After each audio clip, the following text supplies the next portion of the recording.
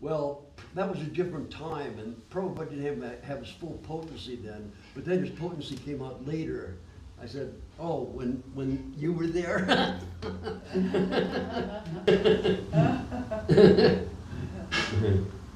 Yeah, that's the best they could do. Relish,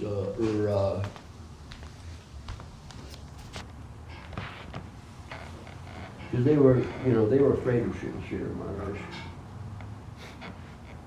They had just gotten their acharyaship and so on, and I mean, to some extent, they wanted to preserve. They were thinking, oh, we have to preserve Prabhupada's mission, but that was like distorted, because how could you better preserve Prabhupada's mission than by getting the guidance from someone who Prabhupada got guidance from? It was just didn't make any sense, really. Okay.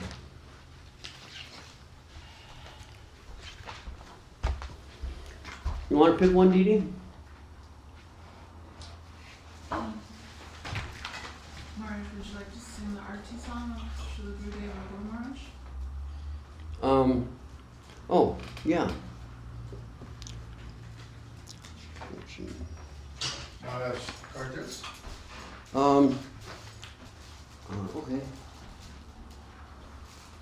Okay, where is these? Artis, sir? Who can play the drum? Are you gonna play the drum, or Didi gonna play the drum? Okay.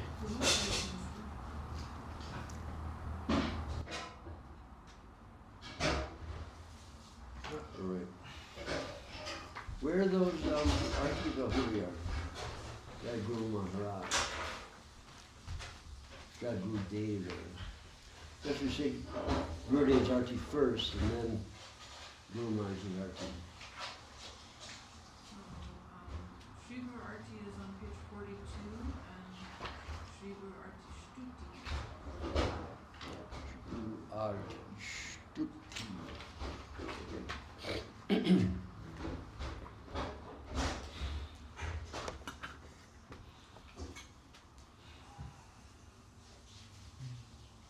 Okay. I'll do the first one, you do the second one, okay, Dee? You look tired, maybe not, huh? After you. Okay. Okay.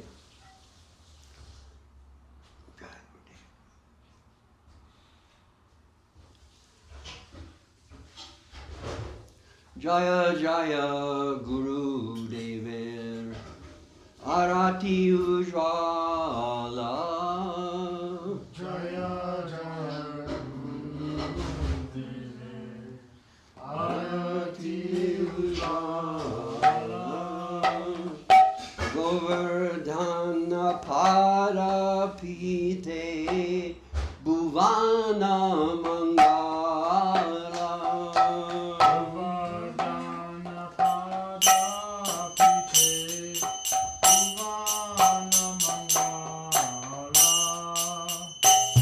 Vibhakti Sundara Deva Prabhu Shiromani Vibhakti Sundara Deva Prabhu Shiromani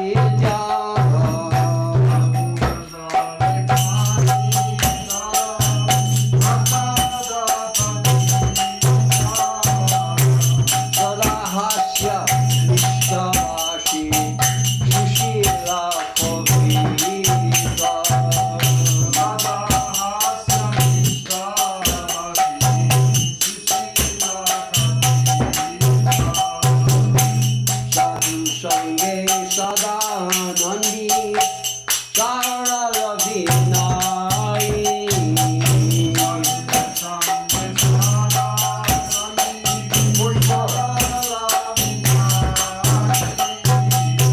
Sabhamadye Bhakta Shrestha Sarvatra Vijani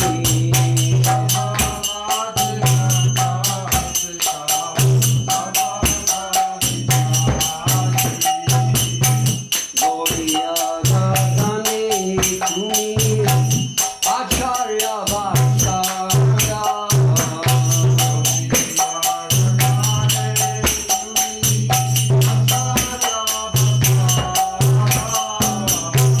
Nirantara Seva Priya Mishra Kanta Para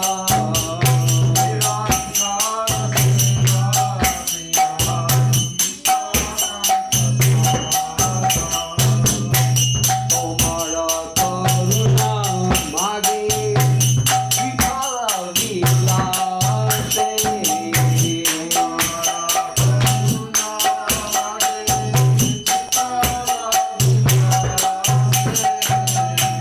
Tomara Karuna Mage Vikala Vilase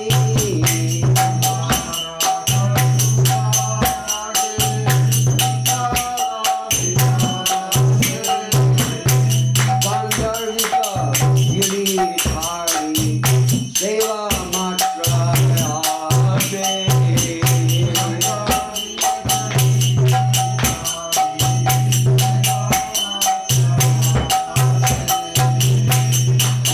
Koro He Prabhu Shri Gaura Prabhasha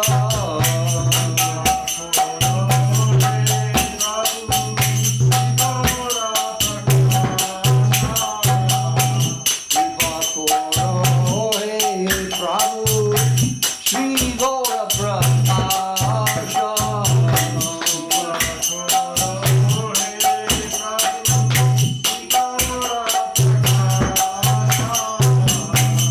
Arati Koraye Sada Eya Ramadasa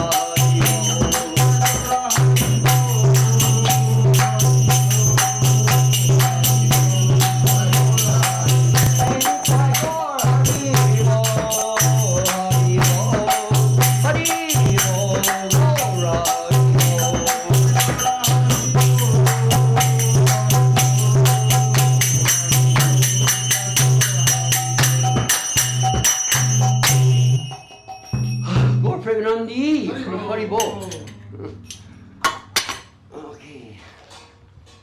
Shri Guru Arati Ki Jai. Jai.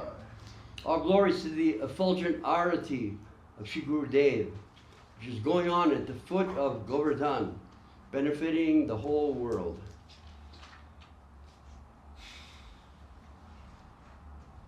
All glories to Sri Bhakti Sundar Govinda Goswami, who is our supreme master and is like a reservoir of joy. His graceful long hands touch his knees, and his body is beautiful and transcendental. He is an ocean of infinite genius and transcendental qualities. We consider your real identity to be non-different from Krishna and Gauranga. But now to deliver this material world, you have assumed the form of a pure devotee. You are brightening the line of the followers of Srila Rupa Goswami. Your effulgence, which is comparable to that of the sun, is known throughout the whole world. Oh yeah. There is no one like you to preach pure devotion. You are the spotless moon, and you are the merciful like Lord Nityananda. As ecstatic people all over the world are attaining the treasure of love of Krishna, they are dancing and singing their glories. To teach the essence of the highest knowledge of the virtue to all. You have established many ashrams all over the world. You have mastery over the knowledge of the Vedas, both conceivable and inconceivable. You are the treasurer of bona fide conclusions, which can destroy all doubt. Your glories are being sung in the spiritual world of Goloka, the realm of your pastimes, by your servants who are eternally liberated. To deliver the fallen souls, you are like a breeze of mercy. You are expert in all service, and you are established in truth and gratitude. Jai Srila Bhakti Sundar Govinda Dev Goswami Maharaj. Yeah, the next page. Oh, there's one more? Yeah. Oh, sorry. Oh, wow, next page. Jai. Okay, Jai. Your beautiful and unprecedented writings reflect your deep scholarship. You are always smiling and speaking sweet words, which remind one of your soothing poetry. You're always straightforward and humble, and you're always joyful in the association of pure devotees. In a spiritual gathering, you're always the best speaker. In every field of life, you always come out victorious. In the sky of the Gaudiya Vaishnava world, you are a preceptor who is prominent like the sun. You are always fond of service, and your sweet voice inspires others to do service also. Past, present, and future, for all eternity, we beg your mercy. Only by your mercy will one receive devotional service to Sri Sri Harvika Giri Hari. Oh my Lord, who is the manifestation of the mercy of Sri Gauranga? Please be merciful to me. The significant servant of yours is always praying this way while worshipping you. Jai. Okay. Shri Bhakti Sundar Govinda Dev Goswami Maharaj Ki Jai. Okay. So Shri Guru Arti Stuti, page 45.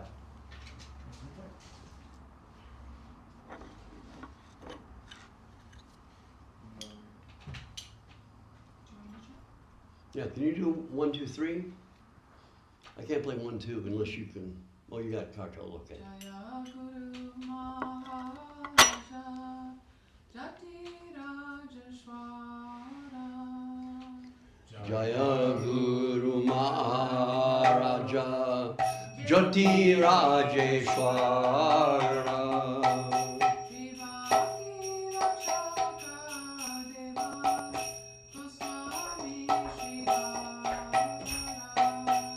Sri Bhakti Rakshaka Deva Goswami Sridhara.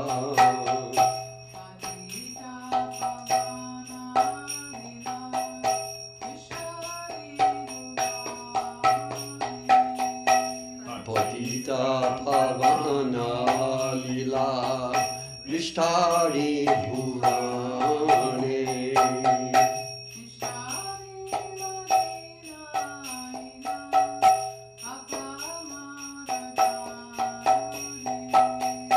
Nistari Adina Ina Apamara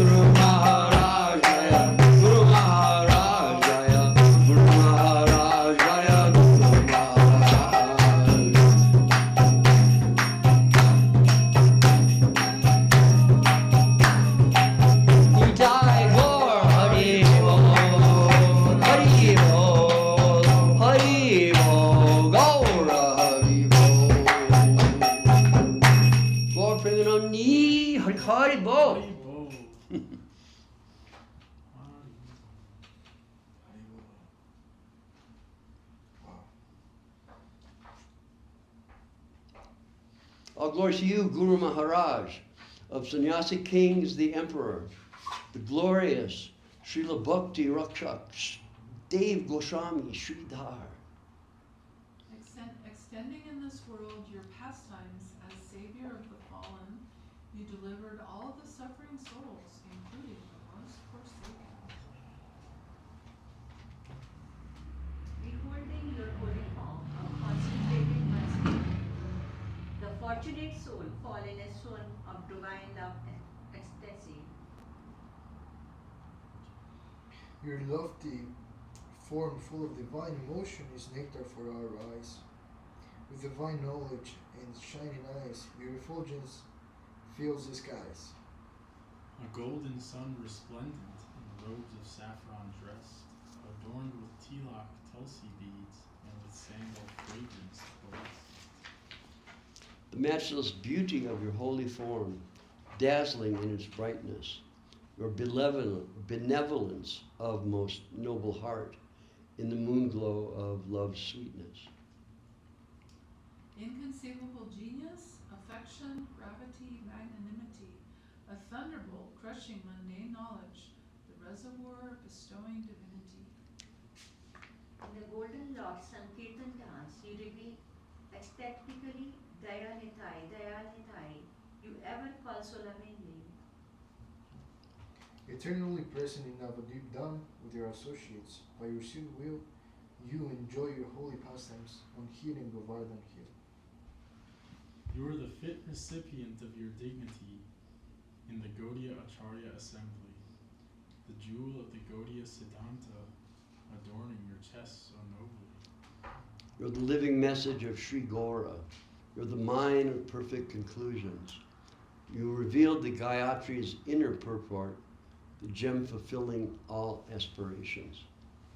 When you speak, one subject alone is revealed in ever new light. Proper adjustment and harmony, all these are your spiritual light. All your dear God brothers declare unanimously, they see within your holiness the line of Rupa Saraswati.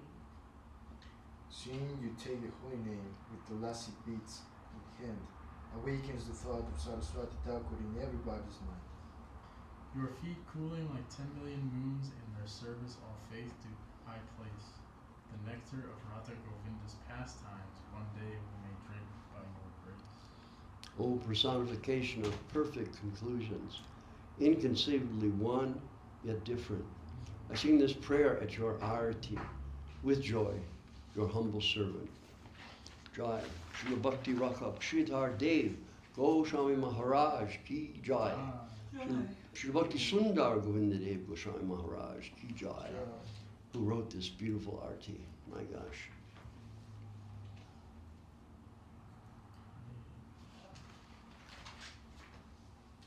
What is the meaning of arati? What is the meaning of arati? Arati, I don't remember exactly, but arati, in our understanding, means, a heart's offering. And shtuti means I like composition, I think. Shri Guru Arati Shtuti. So the composition of glorification of his Guru by Srila Bhakti Sundar Govinda Dev Goswami Maharaj. Jai. Jai, jai, jai. Okay, let's read something. We could get another revealed truth section. Yeah, sure.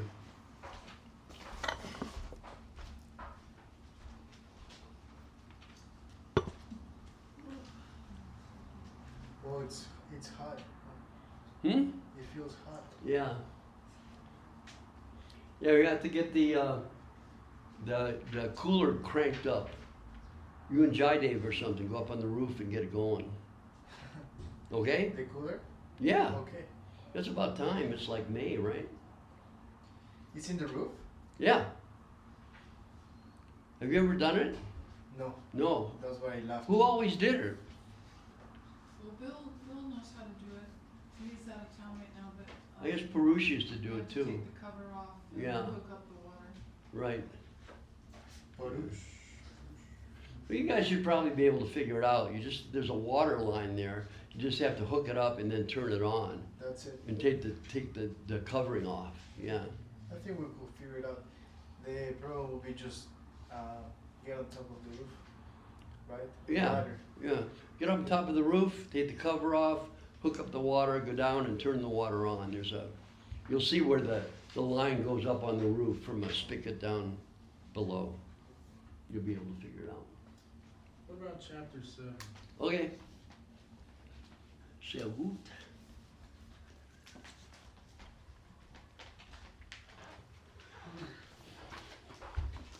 Okay, revealed truth, Ki Jai. Srila Bhakti Sundar Govinda Dev Goswami Maharaj, Ki Jai. Okay. The battery is low. Chapter 7, the waves of birth and death. What shall we do? The mundane world is a plane of exploitation. Move it next to the church. No one can live there without exploiting others. It has been described in the scriptures as Bhogamaya Bhumika, Ahastani Sahastanam, Apadani Chatushpadam, Palguni Tatra Mahatam, Jivo Jivasya Jivanam. Those who have hands live on those who have no hands. Those who have 4 legs live on those who have no legs. The big live on the small. No living being can maintain its body without exploitation, because every living being's food is another living being. Therefore, we, eat only vegetables and fruits and those things which don't involve taking the life of another living being. Just because, imagine the consciousness when, these people, if you read about, what was that book about the Chicago slaughterhouses? The jungle? Huh? The Jungle, yeah. Yeah, if you read that, you'll understand how hellish it was. Like cutting the throats of the animals. And, just directly, just absolutely hellish. And then the consciousness of those animals, the fear, the terror that's in their consciousness pervades their body. So the meat has got that vibration. So how hellish, man. You're just consuming that hellish energy. In the mundane world, everyone is exploiting everyone. No one's life can continue without exploitation. The jiva souls are by nature active. They must always do something. And in this world, the jiva souls cannot do anything without exploiting others. If someone eats something, he eats someone else's energy. If someone builds a house or a stadium or anything, he has to take the material to build that from somewhere. Even if someone wants to fill a hole, he must dig up earth from elsewhere to do that. Every jiva soul takes the energy it needs to act and maintain its body from other living beings in the form of the products produced by the sky, air, fire, water, and earth. In this way, the embodied jiva souls are forced to exploit each other to fulfill their needs and desires in the mundane world. This is always the situation in the mundane environment, exploiting to exist. So this is like a compact description of what the material world is. We've all come to the material world based on distorted selfish consciousness, and because of that distorted selfish consciousness, we are in a position where we can't survive without exploiting the lives of other living beings. So generally throughout the world, without a conception of the higher spiritual nature in all living beings, they just, wantonly kill animals, and, just for surviving.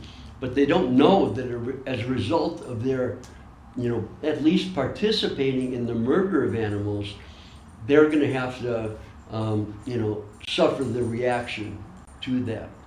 So every day, people, yeah, I mean, you just can't even imagine. It's mind-blowing. Every day, people partake of the remnants of some animal that was killed and imbibe the consciousness, but also at the same time are burdened with the karma, the reactions that will come as a result of their having participated in the death of an animal. And you know, just to think about it, they do it over and over and over again, 2-3 times a day for like 70, 80 years. How does that figure? 700 times a year for 70 years? 490,000 or 49,000? Yeah, well, 49,000. Okay. I was hoping it was 490. But anyway, that's my, anyway, 49,000 is pretty hellish. It's a lot. So, you know, just to hear these things, it takes some faith to understand that this is what really is. You know, otherwise, without faith, you think, that's just, you know, an old book or something that says that, but I don't care, I could just, you know. I just, you know, think back to the situation that inauspiciously I was born into, where, you know, you're just given pieces of dead animal and told that this is how we survive, and you just accept that. And then luckily later on you begin to think, wait a minute, I don't want to participate in that. And so myself, I became a vegetarian like a year before I joined the movement. And having become a vegetarian, I began to think about the reasoning behind having become a vegetarian. And I began to look into, you know, just naturally the, you know, the religions that have as a part of the foundation, vegetarian life. I forget the name of the book that I started reading, but it was a book about, it described different mystic layers which you can develop and rise up through. But it said in the book that you can't rise up to these layers without the presence of a guide who has a key to each layer. So, and that's the guru. So then I thought, oh yeah, I have to find a guru. So I started working and saving up money to go to India to find a guru.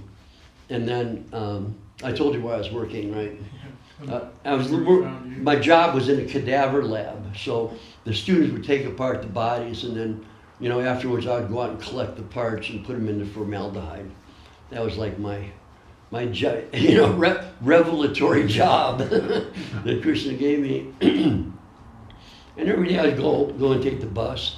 I was living at home at that time. So I'd walk over to Woodward Avenue, the main street in Detroit, and catch a bus and then go home. And then one day I was walking out and I hear this, Hare Krishna, Hare Krishna, Krishna Krishna, Hare Hare. And I immediately felt fear. Because deep down I knew this is the end of your material life. So I crossed the street and tried to avoid them. But this girl devotee who was very beautiful, you know, was watching me, and finally she like caught me at the corner before I could escape through the street. And she like, you know, smiled and said, "Here, take this magazine, and give me a donation, please. Can you spare $5? I said, "Why am I going to only spare $1?" That was the thing, you know. You ask for the big amount, and then or you ask for $10, and then they give you $5 or something, yeah. But anyway, I took the magazine home and I started to read it, and I was just blown away.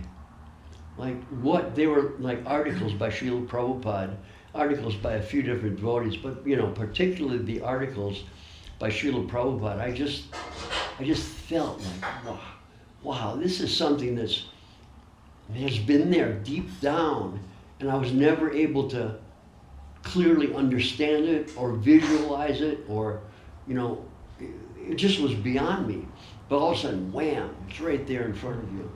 And I just understood kind of, at that point, intuitively, that, this clearly indicates the necessity for a guru to understand about, life and the knowledge of existence and what the direction of our life should be, so that, in the future we'll be, in the next life or the life after that, we'll be in a position where we can, progress on our journey, which I later learned was to, leave the material world and eventually join with Krishna in the spiritual sky. So anyway, I walked into the temple and they were chanting in kartals, and I never heard of Mridanga before, of course, except for the kirtan, but it was outside, so I couldn't hear it very well. You guys have all had this experience, you walk in, there's a kirtan going on, it's just, wow, what is that? So it hit me like that. And I was with a friend, my best friend, who later became Lakshmi Narayan Das. We went back home, and we're doing jobs or something, and but we decided, okay, we're gonna go at least once a week. So we started going once a week for a couple of weeks. Then I thought, well, I'm gonna go more. So I started driving down myself, sometimes with him, to the temple like every day or every other day, something like that. And then finally, I thought, okay, I have to get deeper into this. So I asked the temple president, can I join? Can I move in? And he said no. And I was like, what? Did you take initiation when you asked that question, or you? No, that was later. You had to have been in the temple for 6 months, and then you could write to Prabhupada for initiation at that time. And then you had to be in the temple a further year, and then you could write to Prabhupada for second initiation. So it was that was like the structure that Srila Prabhupada had set up. So as the society developed, and he was no longer able to be present, things would go on in a properly organized way. So there was a specific structure and outline which Srila Prabhupada had laid down regarding artis, and in the beginning, generally the temples would have little Jagannath deities, and there would be artis maybe 2 times a day.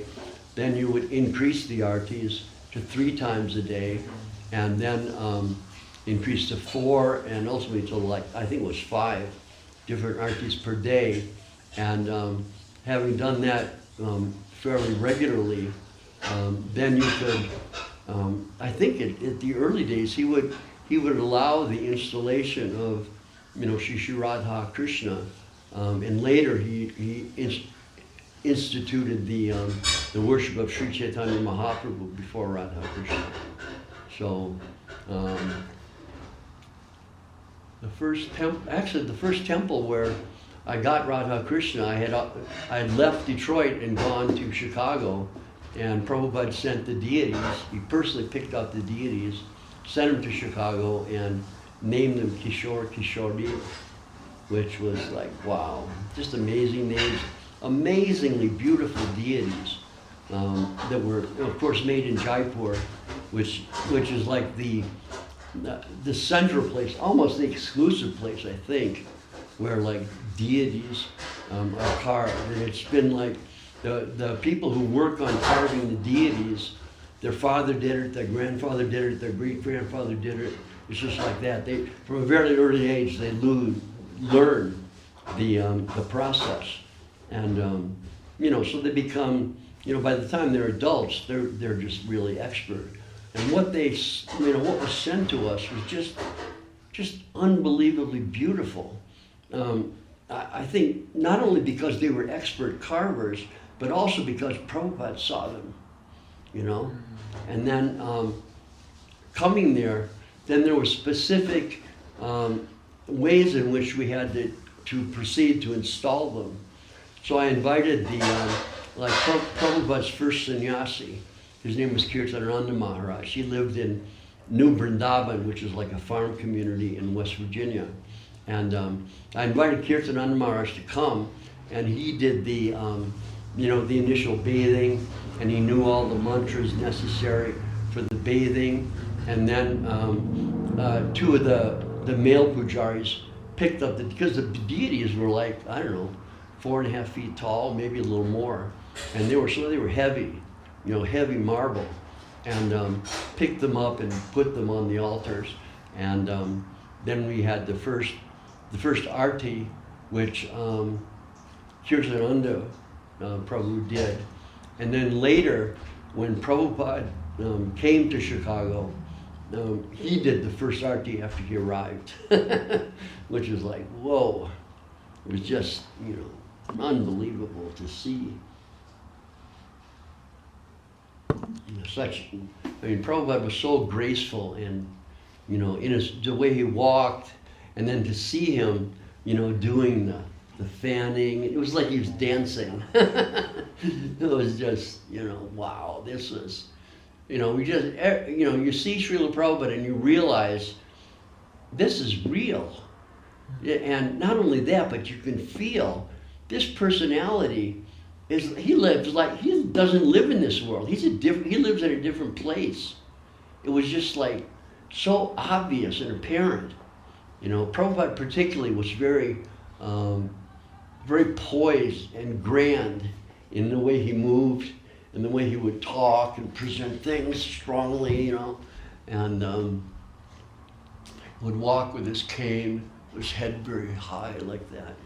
And we would go out in the mornings, and he would go on a walk. He liked to walk like a mile in the mornings for his health. And so in Chicago, we went over to the pass by Lake Michigan. And I didn't want a lot of people to go, so I let all the devotees who did book distribution, they were able to go. And then eventually I went myself a couple of times on the walk. But I kind of gave it to the devotees who were distributing books, because that was the kind of like the hardest service and the most important service. So I wanted to give them encouragement in that direction.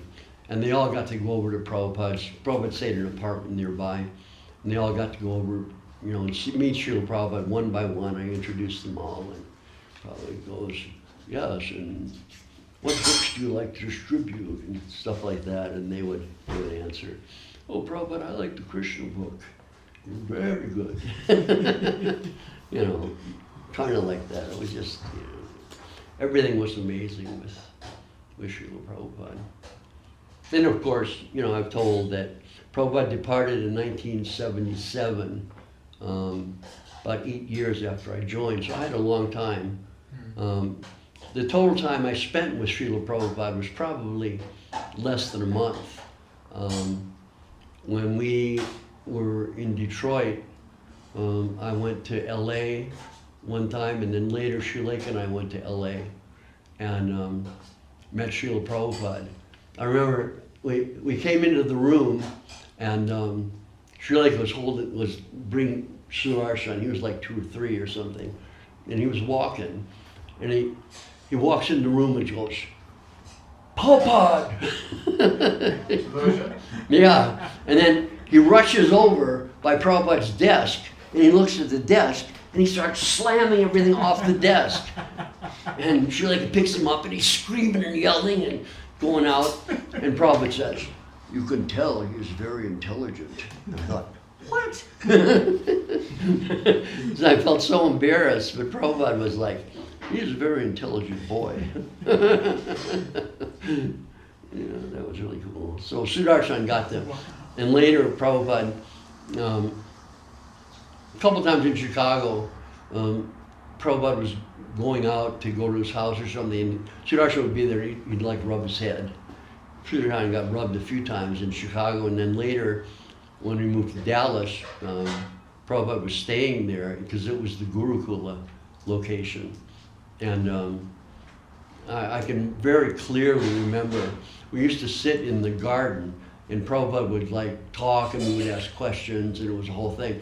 And Sudarshan would sit there, straight up, listening. He was 3 or 4 years old, and he was just completely controlled around Srila Prabhupada, listening.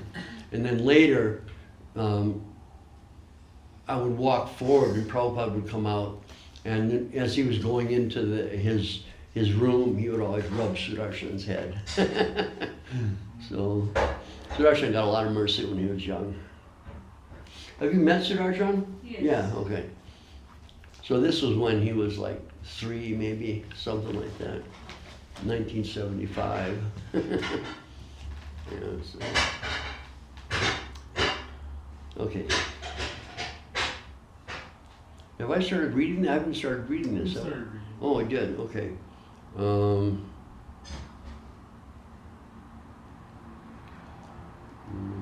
Oh, okay. Action and reaction. We have seen that sometimes scientists who study the mundane world come to understand something about scriptural thought. For example, I have heard from Srila Guru Maharaj about Isaac Newton and his third law of motion. To every action there is an equal and opposite reaction. Newton's third law is a perfect explanation of karma.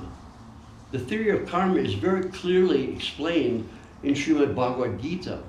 What Newton recently, quote unquote, discovered, the law of karma, was actually explained in Srimad Bhagavad Gita 5,000 years earlier.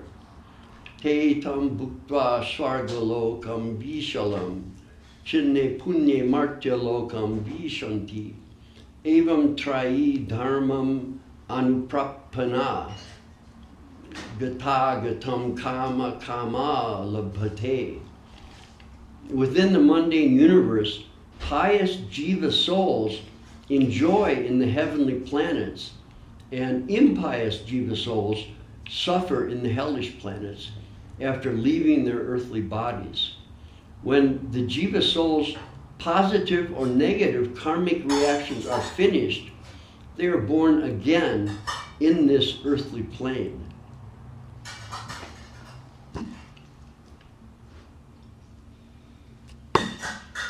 So the earthly plane is like, there's 14 planetary levels, and the Earth is 7.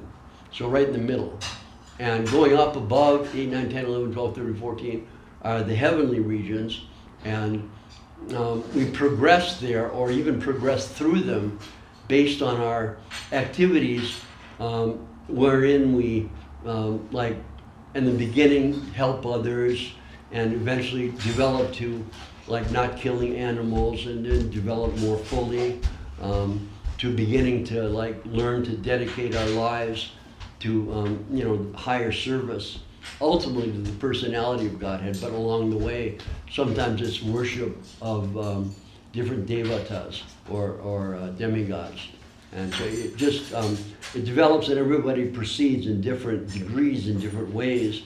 And then the negative side is when you cause harm to other living beings, or cause even like mental or psychological harm to other living beings, you have to go to a place where you get the same thing that you gave. That's karma. If you hurt someone, you get hurt in the same way. Sometimes directly by that person that you hurt, but not always. So karma is exact, and so becoming conscious of that, we begin to realize that, okay, I'm a living being in this particular position, and the position is arranged based on my previous activities, and in this particular position, I have now the choice how to act. Will I act to harm others, or will I act to help others? And will I act in, there's different levels of, sattvic life, life in goodness, the higher of the three modes, sattva, rajas, tamas.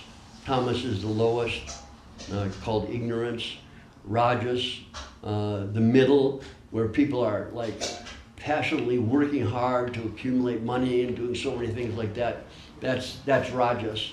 And then sattva, people begin to dedicate their lives to pursuing an understanding of the higher principles that underlie the whole way we live in this life.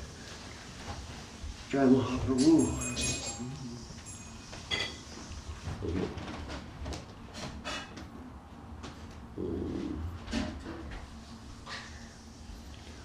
Srimad Bhagavad Gita explains in this way how creation and the wheel of karma revolve within this material environment. The mundane universe is a passing show. Gacchati iti jagat. The jiva souls are constantly revolving up and down through the different species and planes of life in this universe according to their karma. The jiva souls try in many ways to find satisfaction, but none of their attempts ultimately are successful.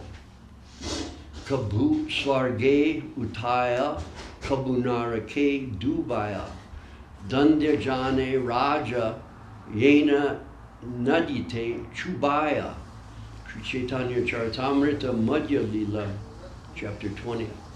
In material life, the jiva souls are sometimes raised to heaven or material prosperity, and sometimes drowned in a hellish situation by their karma. This experience of the jiva soul is similar to a king's punishment of a criminal. When the king wants to punish a criminal, he orders his servitor, take this criminal down and drown him until he is nearly dead, raise him up, give him one breath, and then force him under the water again. The jiva soul's existence and passing enjoyment in this world is comparable to being forced above and below water again and again. The equal and opposite reactions of the jiva soul's exploitative actions, done even for survival, force them into this condition. Wow, that's amazing. Yeah, so it's like the material world it's just set up like that. It's designed like that. You know, how we initially come into the material world is a whole other thing. But once we enter the material world, we enter with some desire to experience like what it's like to be the enjoyer and the controller. We're walking away from like worshiping Krishna as the supreme controller and checking out what it would be like if we, if we would do that. So we come into the material world with expectations, and then, slowly we gradually learn the lesson that it's not going to work, and it may take a descent into, hellish regions where we have to suffer in different ways. It may be in the middle range like we are now, we may be able to understand by our intelligence and inner spiritual vision that there isn't really a safe foundation in this material world that's based on just running around trying to enjoy things all the time. It's just that's not what it's not. It's under the range of capacity of the human being. The human being has capacity to perceive spirit and to begin to understand that we are spirit by nature, and then after that begin to understand what is the position of that spirit. And the position of that spirit is ultimately we're like subordinate to the supreme spirit, and it's described we're all within this spiritual energy which is the supreme spirit, but yet Krishna stands beyond that all-pervading energy of oneness. And so from oneness we become individual. There's individuality, but even within the oneness we're told it's like there's in water there's like the lake is composed of so many different drops. So we are like drops that are part of the oneness of consciousness, but yet at the same time always individuals. And, you know, in the middle plane, we're not going to be caught up so much in enjoying like we would be in heaven, and we're not so much caught up in just not being able to think anything about except how we're suffering. We have a chance to begin to contemplate what's going on. We're being given some taste of enjoyment, but at the same time we're being given, or at least shown, the nature of this world being, you know, ultimately a painful place. So we're shown both things on this plane, and we have the ability to perceive that, you know, being involved in either one is not where we're really supposed to be. We have to seek out a different type of activity, a different conscious activity that is beyond exploiting or, you know, being punished, getting the reactions coming from our previous activities. There has to be another plane of existence. And of course that plane of existence is like shown to us by our gurus, that there's another world. This material world isn't everything, you know, and it's clearly indicative in the nature of our lives. Because inside we all want to live, we all want to be young, but you know, the material world is such that you live some time as a youth, then you enter into young adulthood, medium adulthood, and then finally finishing adulthood. And through the process of this development, Krishna gives us opportunity to at least begin to perceive that, you know, this is not really the place where I want to be.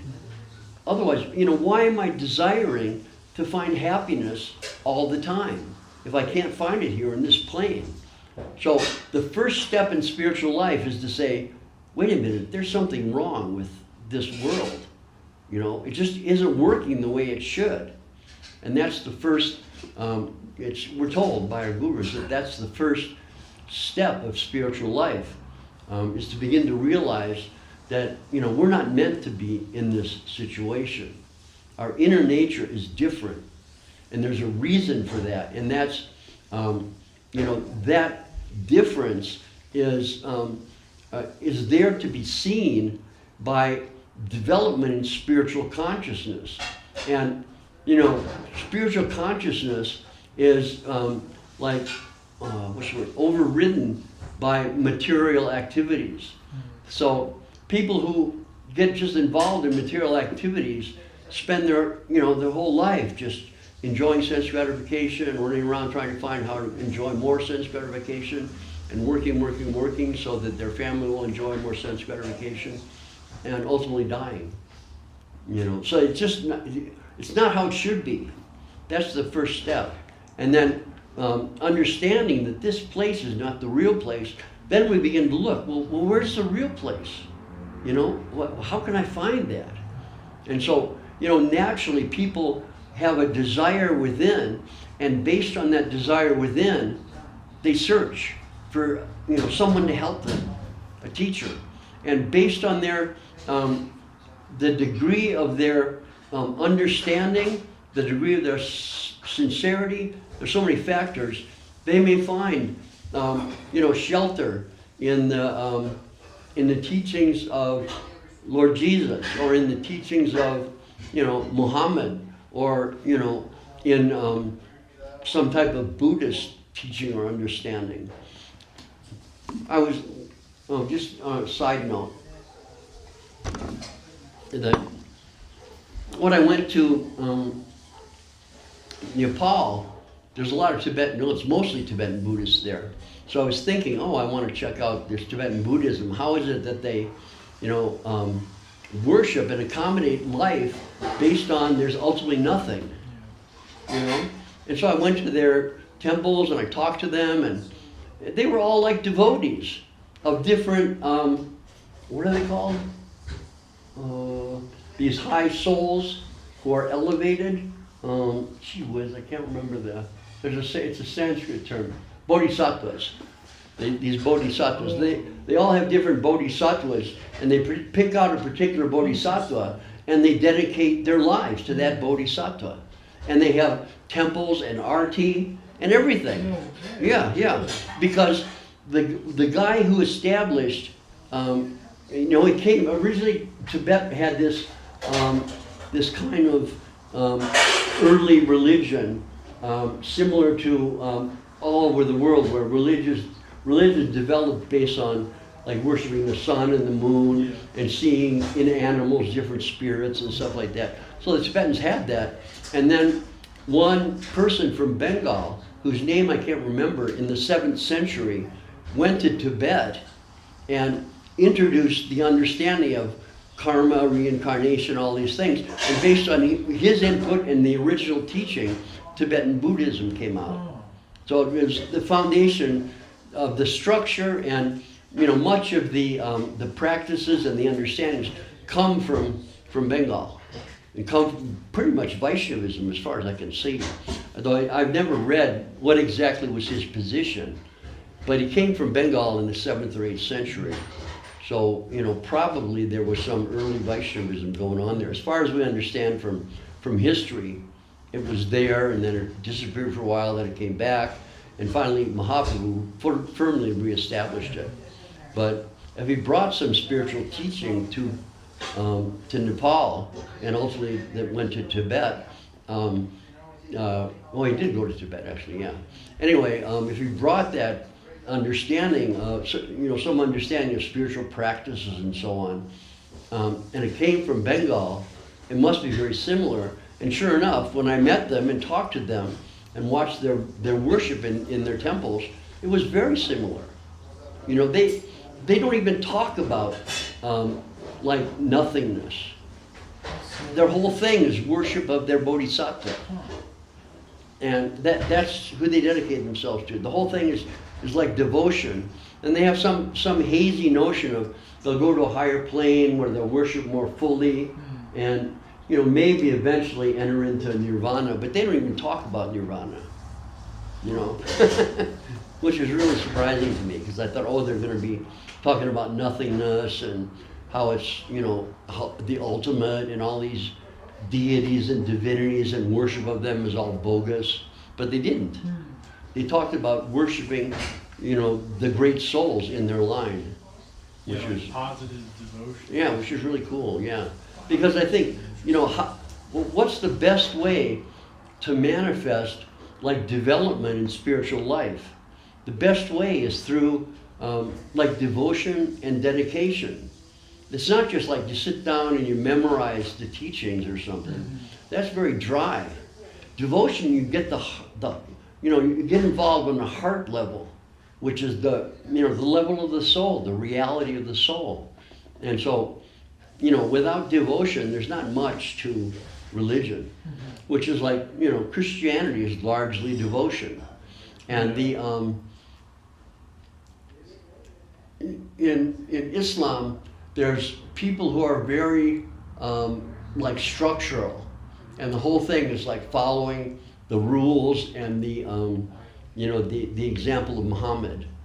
But in India, there's people called Sufis who are mystical Muslims, and they have history says that probably people who were converted to Islam by the influence of the Islamic conquerors that came to India, those people who were converted to Islam eventually came in touch with the people practicing bhakti, and from the influence of bhakti, the whole Sufi thing developed. So it was like I remember Prabhupada told us that in the villages, it used to be that the Muslims would go to the Hindu temple, and the Hindus would go to the Muslim mosque. Wow. It was like everyone was like together in that way. That was Prabhupada's vision of the earlier days in India and in Bengal particularly.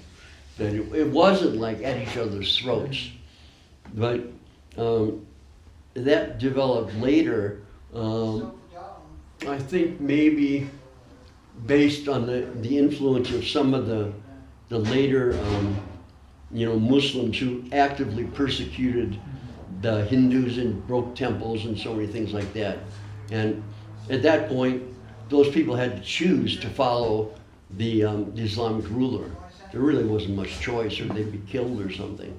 So it just developed like that. So there's a rift that developed, unfortunately, between the practitioners of Islam and the people practicing like bhakti, which is like foundational in terms of heartfelt practice and dedication. Anyway, I got off on a little history. Okay. I think you were just reading about the king drowning the criminal. Oh, right, yeah. So, inescapable karma. We can recognize Newton's third law in another verse of Srimad Bhagavad Gita. Oh, I need to note this verse.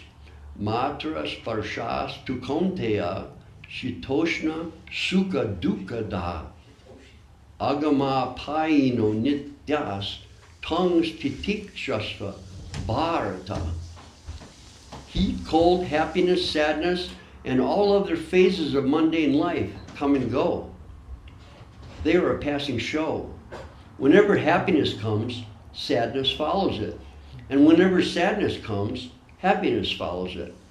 This is the nature of the material environment. This is Bhagavad Gita, 2nd chapter. The Jiva souls must tolerate these changes. Happiness and sadness are actually the reactions to the Jiva soul's own activities. All of the Jiva soul's experiences and actions register within the cyclic system of karma, and no Jiva soul can avoid the reaction produced by karma. Miraculous news. In the Mahabharata, Dharmaraj asked Yudhishthira Maharaj, "What is the news of this world?" And Yudhishthira Maharaj replied, "Ma satu dharva parigattanena surya nina ratri divendanena asmin mahamota maye katahe bhutani kala pachativarta." Mahabharata Vanaparva. The news of this world is that the conditioned Jiva souls are being cooked by Mahakal, universal time. In the pot of worldly illusion, which is heated by the fire of the sun and burns on the firewood of the days and nights. Wow. The pot is stirred by the ladles of the months and seasons, and within the pot of Jiva souls, and within the pot, the Jiva souls are suffering so much, covered with the masala, flavoring, of kama, lust, krodha, anger, lobha, greed, mada, pride, moha, illusion, matsarya, envy, and the desires for kanak, wealth, kamani, women, pratishta, fame. This is the only news of this world. Dharmaraj then asked Yudhishthira Maharaj, what is miraculous in this world? Yudhishthira Maharaj replied, Ahanyahani bhutani gachanti yama mandiram shesa stavaram ichanti king ascharyam atah param. Mahabharata Vanaparva. Day by day, the embodied souls are suffering so much in their worldly lives and finally departing for the house of death. Day by day, before their eyes, death takes away their father, mother, sons, daughters, neighbors, and so on. But the Jiva souls who stay behind think, I will not go, I will never die. I will stay here and enjoy everything. So many others have gone, but I won't. I will stay here and enjoy. Everyone else has died, but death will never come for me. I will stay here forever. It's like, it's not really necessarily the conscious thinking, but you can understand it's the foundation that's there. Like, you know, that's the unfortunate nature of the material world. They just, you know, you're just driven to avoid at every step the reality that's, you know, like resounding around you. You have to come up with some way to perceive things in such a way which will justify and substantiate the drive for you know, sense enjoyment. You know, that's a very, you know, hard view, but this drive for sense enjoyment is kind of the engine that's propelling material society, and within that society, depending on their own degree of development in spiritual life, they may or may not take shelter of some, you know, like spiritual guidance. Some, you know, come to the conclusion that, you know, I need some spiritual guidance in my life. You know, I need to find some direction in my life. And, you know, unfortunately, I think when I was like growing up and, you know, we went to church every Sunday, but, you know, my parents couldn't tell me anything about philosophy. They didn't know anything. It was just like the social thing to do. Oh, we're religious. And, you know, I would sit there in Sunday school and they would like talk about like, you know, grow up to be a good person, grow up to help other people, grow up to do this or, you know, do that. Like, you know, being a nice guy, helping people in the world, stuff like that. That was about the best they could do. They couldn't give any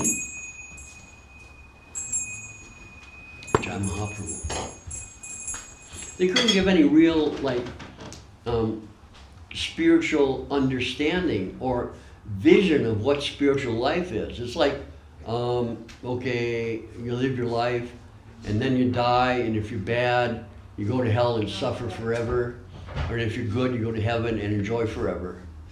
And like, wait a minute, that doesn't sound right. Oh man, I'm an atheist. I don't accept any of this. and then naturally in life you start thinking, wait a minute, this is all organized. Why is it organized? Well, I mean, it must be that there's some, you know, you look at everything's working in the planets, everything's arranged. You know, there must be something there. And then you begin to, you know, or at least I and, you know, most of the people, all of the people in the temple begin to think like, oh, you know, there must be something else. This just doesn't work how it is now. And then, you know, we begin to seek. And, you know, at that point, you know, by Krishna's grace, the devotees had just come to Detroit. And they just showed up and started chanting downtown, and there I met them. So, you know, Krishna helped me.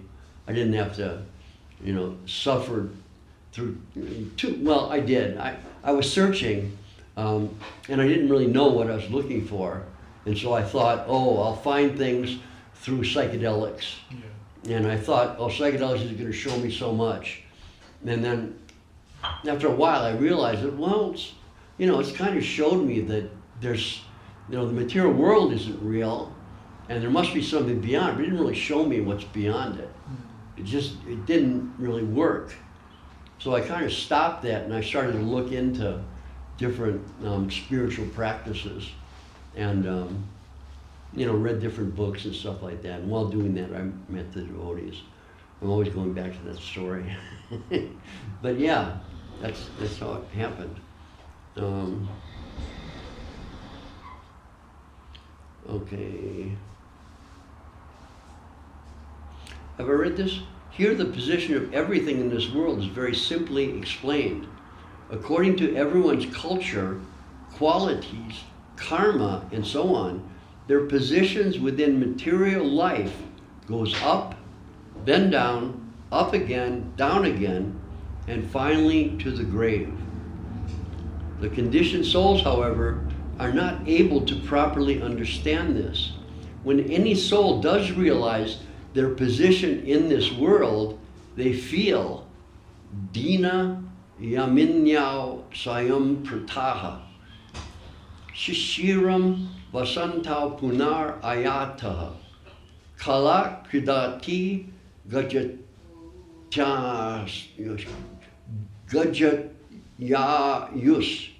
Tad api na munchatyasa vayu moha mudgara stotram 12. I mean, Guru Maharaj and Srila Govinda Maharaj just, Srila Govinda Maharaj learned from Guru Maharaj, and Guru Maharaj had studied like all kinds of varieties of, general scriptures, specific Vaishnava scriptures. I mean, like going way back to, early Vaishnavism in the beginning of the AD time. Commentaries that were written down in like 800 and stuff like that. He knew all these things. He was of the intellectual capacity where he would read something and he knew it. And he could recite verses from what he had read from everywhere, and just sitting down talking. That was Guru Maharaj. Just like inconceivable. Okay. Did I say the Sanskrit? Dina, Yaminya, Shayam Prata? You just Yeah, said okay. that, yeah. Again and again the sun rises, the sun sets, and days pass by, but the conditioned souls never really consider it. The conditioned souls always absorb themselves in eating, sleeping, fearing, and enjoying. Ahara, nidrabhaya, maitunam cha. They only think about what they will have for dinner this evening, what they will have for breakfast tomorrow, and so on. While they are thus absorbed in material life, the days continue to pass, and beyond their control, time flows on. I guess I'll read one more section. We should stop at 8 though, huh? I'll just read one more section. The wheel of karma. Death and birth are very important questions for conditioned souls. The jiva souls want to enjoy their existing lives forever. They make houses and families for this purpose. But at any time, a car accident can happen and take anyone away from their house and family. The jiva soul cannot actually control anything. The reactions to one's previous actions, karma pal means fruit, can always forcibly oust one from any position in this world. Karmic reactions bring birth, death, old age, disease, happiness, and sadness to the jiva souls within this material world. The jiva souls never know when death will come to them, and they will have to leave everything to take another birth. According to their karma, jiva souls may receive a human birth again, or may revolve through the 8,400,000 varieties of species in these worlds. No one can stay in their present body forever. Everyone must change bodies according to the laws of karma. I forget, there's also a certain number of the human forms, and it's like in the thousands. And, so there's a few different human forms on this planet, different colors and stuff like that. But in going up into higher planets, there's so many different varieties based on karmic development and things like that.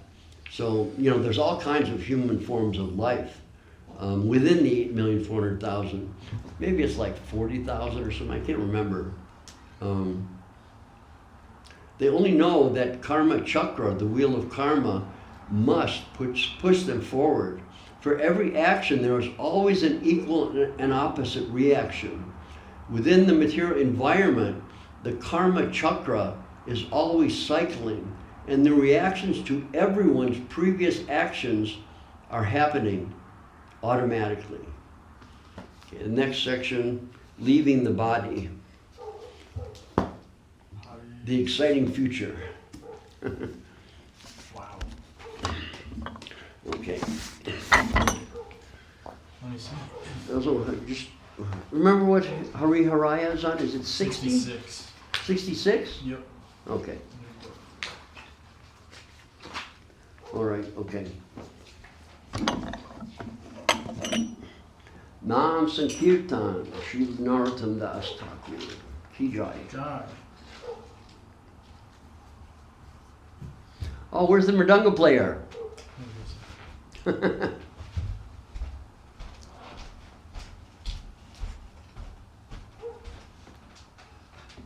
How'd you like the reading? Pardon? How did you like the reading? I love reading. Oh, yeah. It was just so amazing to hear, just... I'm just surprised and lucky to see you. I was just missing you. I didn't come here for the last 2 months. Oh, really? Yes, and Sorry. I shifted my apartment from here to Mill Creek. So Oh. it's too far away, Mill Creek. Oh, And yeah. I don't have the car to drive. My car has met an accident. Oh, no. So I cannot afford to buy a new car. Yeah. Yeah, my youngest daughter lives down there. In the Mill Creek? I forget where it is, but it's near Mill Creek. I forget the exact location. But, I'm near the Jordan River. huh? Jordan River. Yeah, I don't remember. Gee, I should, but I It's don't. between the South Salt Lake and West Valley. Oh, okay, So right. the 3300 South. Okay. Yeah, she's at like, is it like 140 or something, I think? Okay. Yeah, roughly. Anyway, my daughter went to Italy for a year because her husband's Italian. Okay. So the kids are learning Italian and going to Italian school and stuff. Which is pretty cool, yeah. Okay, so Nam Sankirtan. Ki Jai.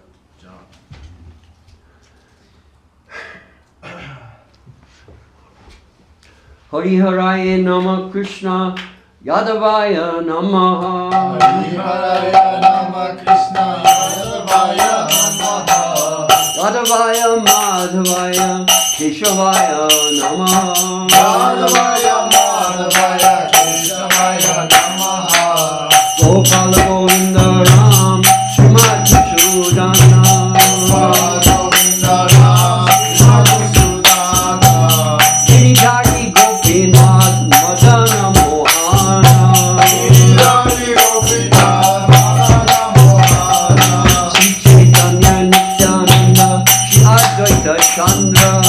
Chaitanya Nityananda Sri Advaita Chandra. Vedantara Shivadari Gaurabhakta Vrinda.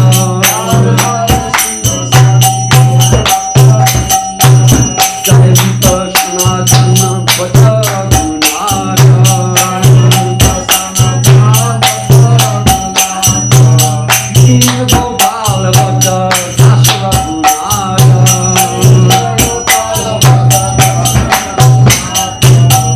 Jai Gopala Kori Charna Bandhana.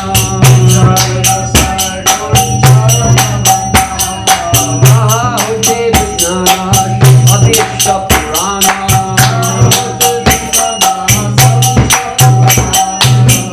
Jai Gosai Char Muni Taradasa.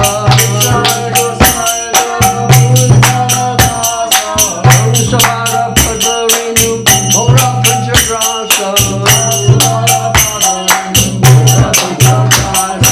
Indira Charana Siddhi Bhakta Sanivasa. Janame Janame Mora Eya Vivasa.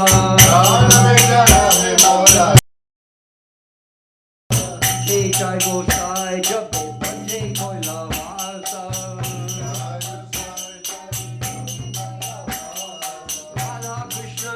Nitya Lila Korila Prakasha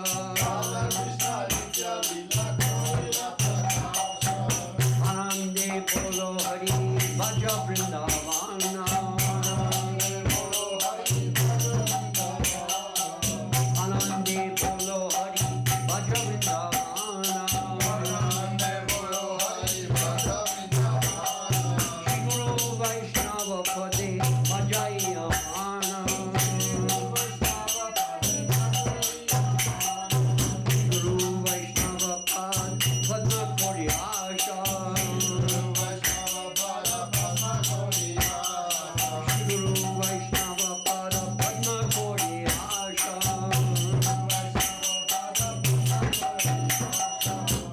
Hari Nam Sankirtan Kore Narottama Dasa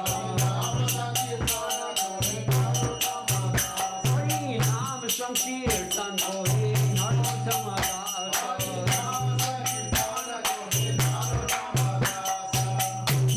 Hare Krishna, Krishna Krishna, Hare Hare, Hare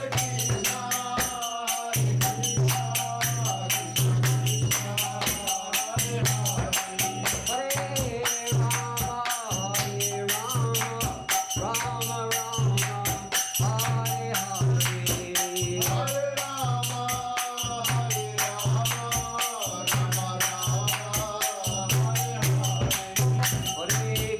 Krishna, Krishna Krishna, Hare Hare.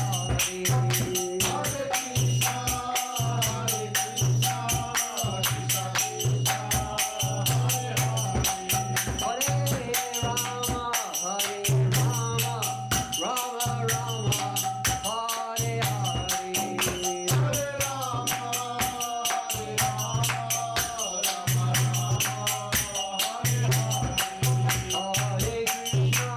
Hare Krishna, Krishna Krishna, Hare Hare.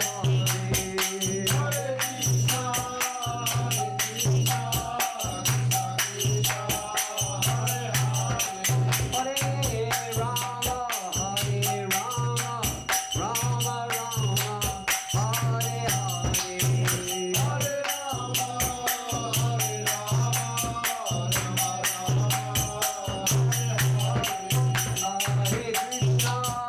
Hare Krishna, Krishna Krishna, Hare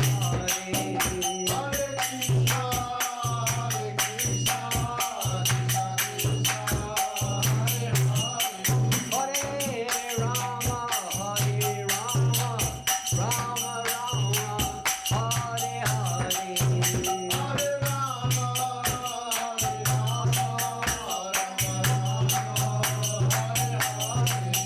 Nitai Gaur Hari Bol, Hari Bol, Hari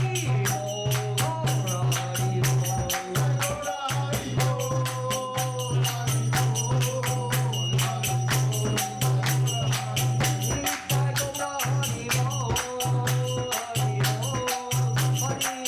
Hari Bol, Hari Bol, Hari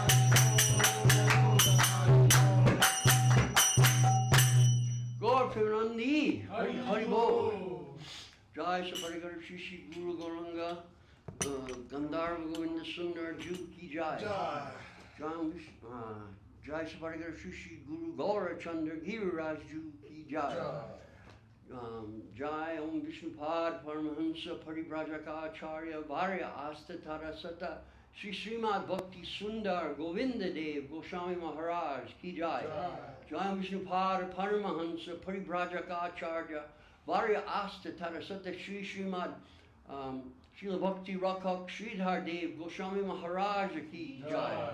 Jai Om Vishnupad Paramahansa Paribrajaka Acharya Varya Astatara Sata Shri Srimad Srila A.C. Bhakti Vedanta Swami Prabhupada Ki Jai.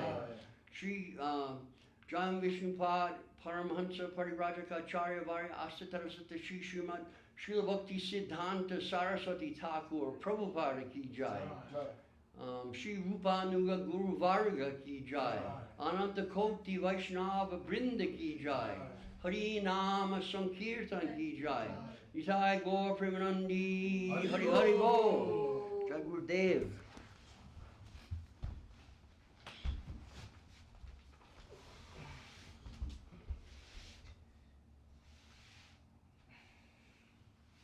Jai Sripad Nyasi Maharaja ki Jai. Oh, Mahaprabhu. Oh, it feels like summer now. It does. Where have you been, Shadow? Oh, I shifted the apartment. Oh, And it's in the midweek now. so Oh, in far midweek. away. Dandavat, who is with us tonight? Current viewers 0 in YouTube. In Facebook 0. Dandavat. But there were some. Oh, Bima Krishna Prabhu I and think Maru. they probably left when we blew their speakers. Oh, Bimal's here? Like at one Nice to point- see you, Dee. one point Yeah, there thank were- you. There were 3, oh my god. That's it. Oh my, no. Usually in Facebook there's more audience, but I closed it.